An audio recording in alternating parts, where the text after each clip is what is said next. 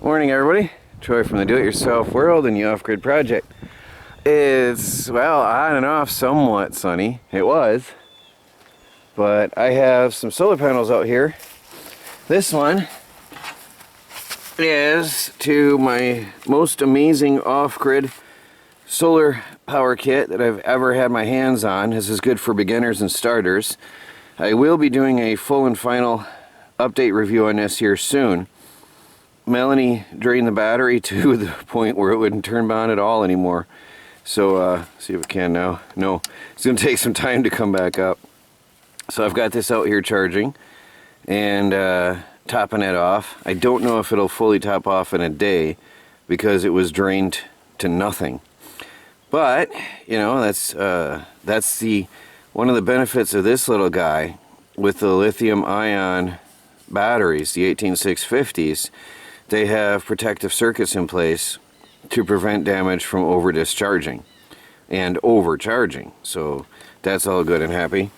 Over here, I've got the, make sure I say it right, PWPAM folding solar panel out in the sun. This is the one I got the other day as a gift.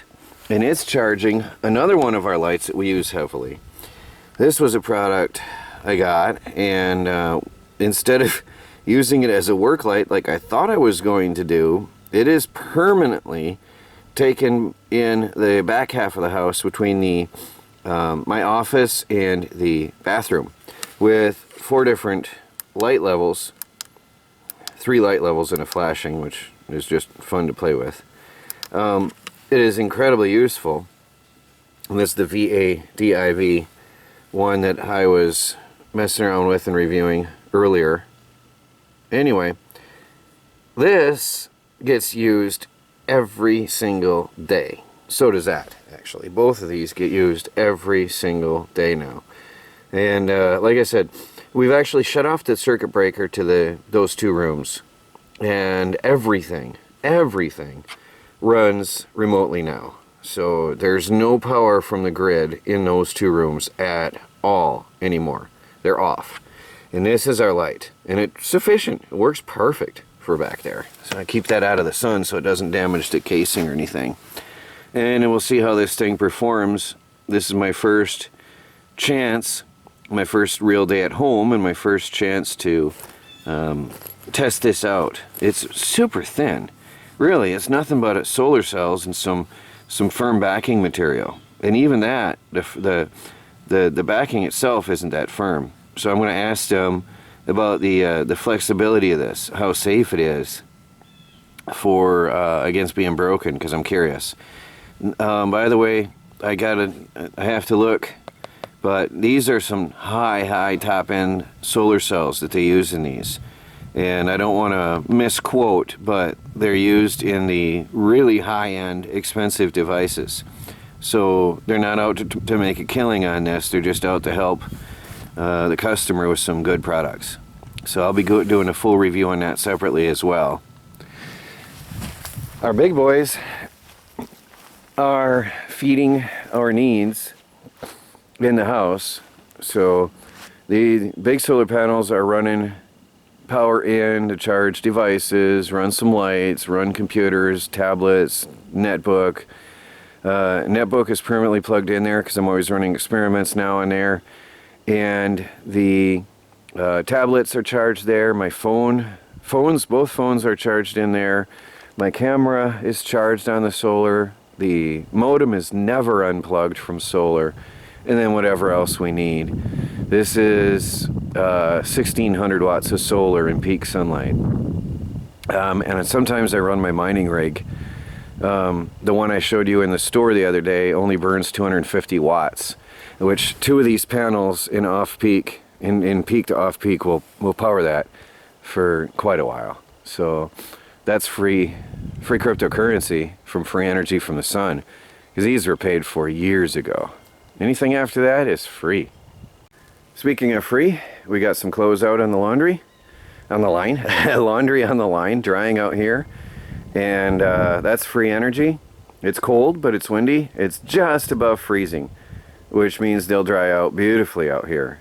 And she's using the portable washing machine right now. Obviously, of course, that thing can be run on solar with no problems at all, and uses very little water, and it's mega efficient and does a good job. So we're still using that heavily, and using the air to dry our clothes. Free energy. This is truly on the path to self-sufficiency, using as much solar and wind and natural energy as we can. Our front wood pile is mostly gone. The only thing here is wood that was too wet to use as we sorted through.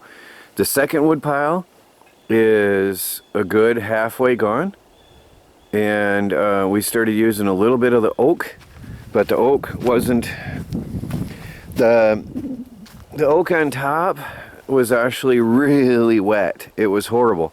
You can see the oak down below is older. You can see the color. This is lighter colored, and the stuff up higher is not quite ready. I thought it would be, but it's not. So we have to clear that off and get to the wood down below. We'll be able to burn this lighter colored oak this year. This is ready. This has been out for over a year, going on its second season outside. But you can see that lighter color. That's just wet, and it's just not ready this year. So we don't have much oak this year at all. But our wood stove is incredible for on pine. Our Morso wood stove we got is serving us incredibly well. It has a built-in damper and then the catalytic adapter as well, but we never use this because we never actually run it hot enough in our little house. 792 square feet, and this Morso is designed for a 2,500 square foot house. So I'm going to give you a peek in. It's damped down, so it's probably going to smoke, but we only put wood in here once every 12 hours now. Get a peek at the coals. Okay, it's not going to smoke because it's pretty much damped down. Alright. You can run this as an open fireplace, but it would be way, way, way too hot for us. And we just have it smoldering with coals. 4 pieces of wood, split pieces, essentially one big log, will run us 12 hours straight on this stove. 12 hours on a load. And keep us at a comfortable 70 some odd degrees. On a bitter cold night, the lowest I've seen was 62 to 65, which is perfect for sleeping. Then we open up the door. How you adjust the heat on this is by adjusting the handle. The handle is hollow all the way through the shaft, and actually that's your air intake. And the more you close it, somehow the more it closes off the airflow. And then actually around the door itself, actually sorry, I think the handle is your minimum, bare minimum, and you can close it and seal it. So what I misquoted. But opening the door a little bit is going to allow more air in and heat up your wood stove. And the most we've ever had to do was slightly cracked like this. For maximum hot burn and to clean out the creosote out of the stovepipes, this is all we've ever needed. That gets us hot and burns us good. And then you can adjust the tightness of the door. There's a angled hinge on there, and you tighten it, and that closes and damps down your stove even further. And for the day, this is how we set it. And we set it and forget it. Literally, pop in 4 pieces of wood, close the door, and forget it for 12 hours of pine. On pine. It is so amazing. Now here, I know you guys want to see some wood stove cooking videos, but it's not really going to happen. It's a tiny surface right here, okay? And there's no space, but Melanie, as you can see, a little bit of a darker spot. She put some pans on here. We have a small frying pan and little glass Tupperware containers we can heat up on here. We do cook a little on here, but it's sloped, so it's not really that good. So it's not a good cooking stove, but we do cook some on it, just not whole meals. Heating up, it's perfect. So there's our wood stove, serving us well, really serving us well. The Temperature is 70 inside, and we've been in and out a lot, so that helps regulate. Otherwise, we'd have to open the windows on a day like this with 40 degrees out. We definitely would have to have windows open at 40 degrees, and that's how we regulate our temperature. Because that stove is a little oversized for us, which is great. I love it. We are very, very happy and cozy this year, with very little maintenance and very little work in that wood stove. Well guys, I've been running around, in and out, all around all day, working in the yard, working inside, between working on DIY tube while I'm taking breaks. I don't really take breaks, I work from one thing to another, one thing less exhausting than the other. I've been out here cutting up the logs into burnable sizes, and the things that I hadn't finished picking up before, well, I missed a couple. I don't think I can get them in the log splitter. I got my trusty Husqvarna and equipment out here. I left them up here to cool down when I was done, and then the firewood that was in front of the shop I cut up as well. I cut it all up into logs so I can get it out of there. I was originally going to keep them for the lumber mill, but that is not happening. And over here, I'm about to haul this in. Oh, there's another one I forgot. It's hard to remember to cut short ones that are on the ground and already cut. I cut all the logs that were there. Some of the ones that were too long I forgot to cut. I'll have to come out another time and finish. Out here, I'm very, very surprised to find, oh no, upset myself, some of the kale and spinach plants are alive. And I had abandoned them, sadly. I had absolutely thought they would all be dead. But look at that. So, and there's a green one. So I'm going to cover this. Oh, there's another one that's alive.